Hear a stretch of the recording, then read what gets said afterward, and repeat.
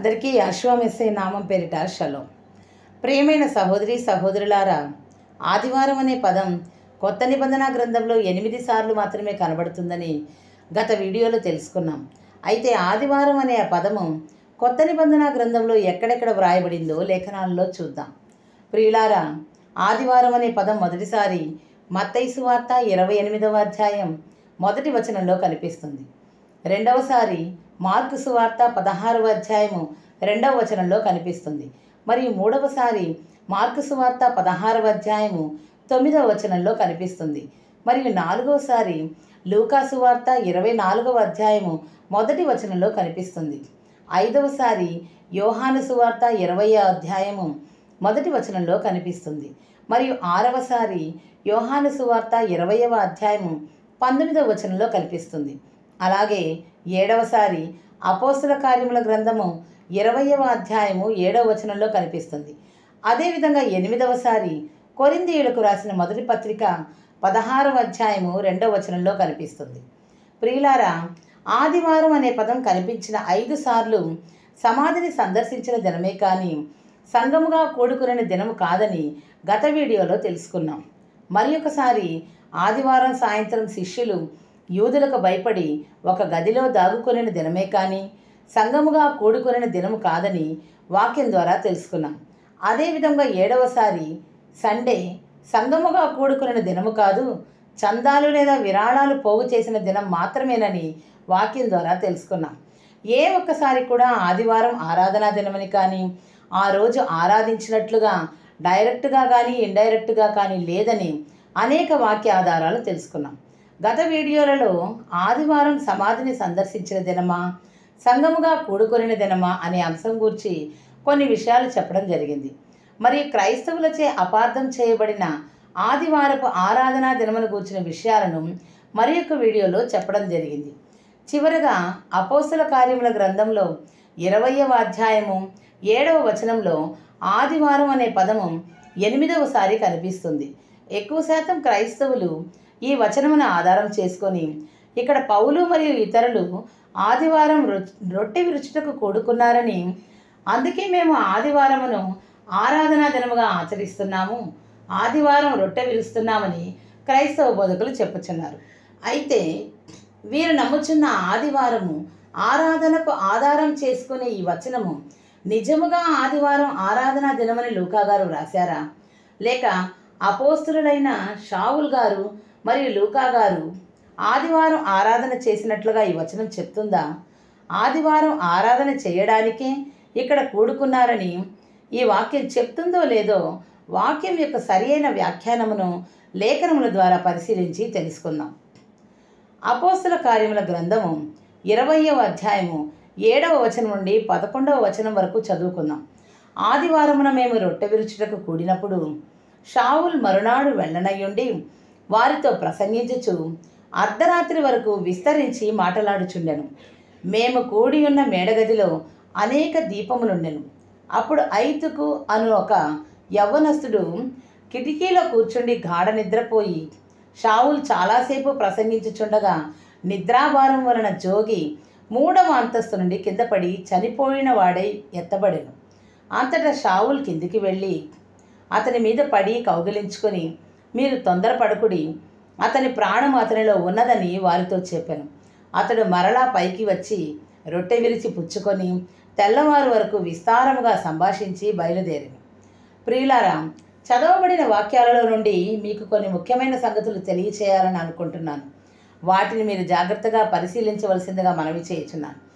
ఈ సంఘటన అపోస్తలుడైన షావుల్ గారి యొక్క 3వ మిషనరీ ప్రయాణంలోని సన్నివేశమని పాఠకులు గమనించాలి. మరియు ఇక్కడ జరిగిన సంఘటన శనివారం రాత్రి వేళలో జరిగిన సంఘటన అని యాక్ట్స్ 20:7 న్యూ ఇంగ్లీష్ బైబుల్ తెలియజేస్తుంది.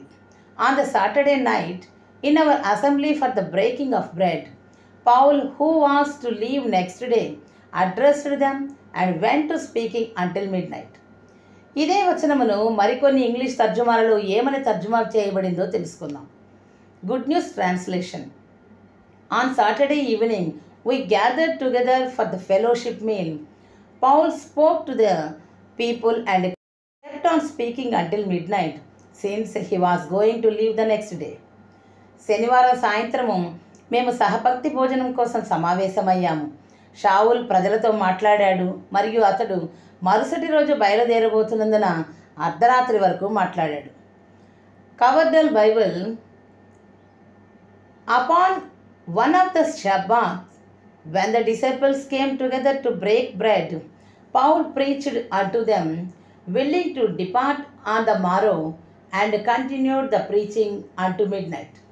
విశ్రాంతి దినాలలో ఒకదానిలో శిష్యులు రొట్టెలు తినడానికి ఒక చోట చేరి ఉన్నప్పుడు షావుల్ వారిని విడిచి వెళ్ళే సమయం వచ్చినప్పుడు షావుల్ వారికి వాక్యం బోధించాడు. రాత్రంతయు తన బోధనను కొనసాగించాడు. మరుసటి రోజు బయలుదేరి వెళ్ళాడు. Bishops Bible. And upon one of the Shabbat days, when the disciples came together for to break bread, Paul reasoned with the ready to depart on the morrow, and continued word unto midnight. మరియు ఒక విశ్రాంతి దినమున శిష్యులు రొట్టెలు విరుచుట కొరకు కూడి వచ్చినప్పుడు షావుల్ వారితో తర్కించి మరునాడు బయలుదేరుటకు సిద్ధపడి రాత్రి వరకు ఆ వాక్యమును కొనసాగించను. Smith's literal translation. And in one of the sabbaths, the disciples having been assembled together to break bread, Paul conversed with them, being about to go forth morrow, and he continued the word until midnight. మరియు ఒక విశ్రాంతి దినమున శిష్యులు రొట్టెలు విరుచుట కొరకు సమావేశమైనందున షావుల్ మరుసటి రోజు బయలుదేరిపోతుండగా వారితో సంభాషించెను మరియు అతను అర్ధరాత్రి వరకు వాక్యాన్ని కొనసాగించాడు. అపోస్తల కార్యముల గ్రంథంలోని 20వ అధ్యాయము 7 నుండి 10 వచనములలో వ్రాయబడిన విషయాలు శనివారం రాత్రి జరిగిన సన్నివేశాలను చూపిస్తున్నాయి. ఆదివారం పగలు షావుల్ గారు త్రోయా నుండి బయలుదేరాడు. ప్రియులారా, ఒకవేళ ఆదివారం ఆరాధన దినమైతే ఆ రోజు ఉండి పగలు ఆరాధన చూసుకుని కదా వెళ్ళవలసింది. కానీ ఆదివారం పగలు షావుల్ గారు అక్కడ ఉండలేదు.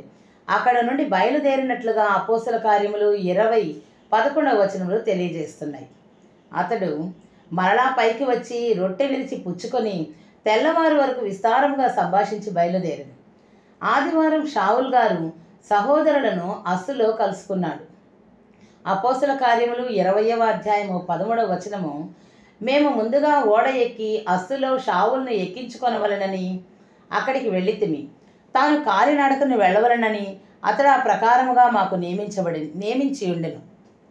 ఆదివారం షావుల్ గారు అతని మిత్రులు అస్సు నుండి మితులేనకు వెళ్ళిన దినం. అపోస్తల కార్యములు 20వ అధ్యాయం 14వ వచనంలో, అస్సులో అతడు మాతో కలుసుకున్నప్పుడు మేమతనిని ఎక్కించుకొని మితులేనేకు వచ్చితిమి.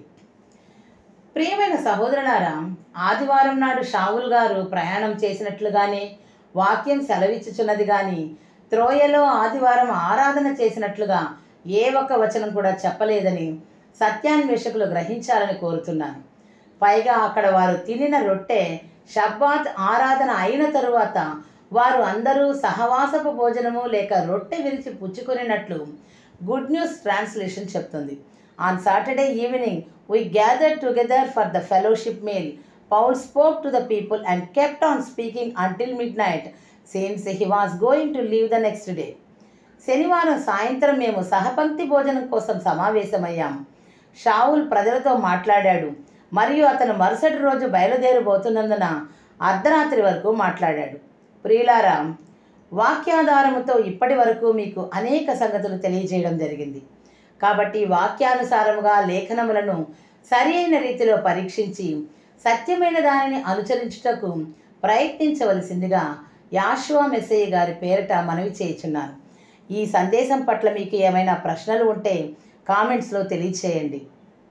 వాక్య ప్రకారము ఆదివారం ఆరాధనా దినము కాదు అనడానికి మరికొన్ని విషయాలను నెక్స్ట్ వీడియోలో తెలుసుకుందాం. మా యొక్క వైఎంసీ అఫీషియల్ యూట్యూబ్ ఛానల్ని ఇంకా సబ్స్క్రైబ్ చేసుకొనని వారు సబ్స్క్రైబ్ చేయండి, లైక్ చేయండి. అలాగే మీ అమూల్యమైన అభిప్రాయాలను కామెంట్ బాక్స్లో తప్పక తెలియచేయండి. ప్రార్థన. పరలోకమందున మా తండ్రి, మీరు అపోస్తుల ద్వారా వ్రాయించిన లేఖనములను గ్రహించి అర్థం చేసుకునే హృదయాన్ని సత్యాన్వేషకులకు అనుగ్రహించండి. షావుల్ గారు త్రోయలో ఆదివారం ఆరాధన చేయలేదని, త్రోయ నుండి బయలుదేరి వెళ్ళిన దినమని గ్రహించే మనస్సును వారికి దయచేయమని యాషువా మెస్సే నామం పేరిట ప్రార్థిస్తున్నాను తండ్రి. ఆమెన్. అందరికీ యాషువా మెస్సే నామం పేరిట shalom. Thanks for watching. Do subscribe our channel. Please like, share, comment and don't forget to click the bell icon for notifications.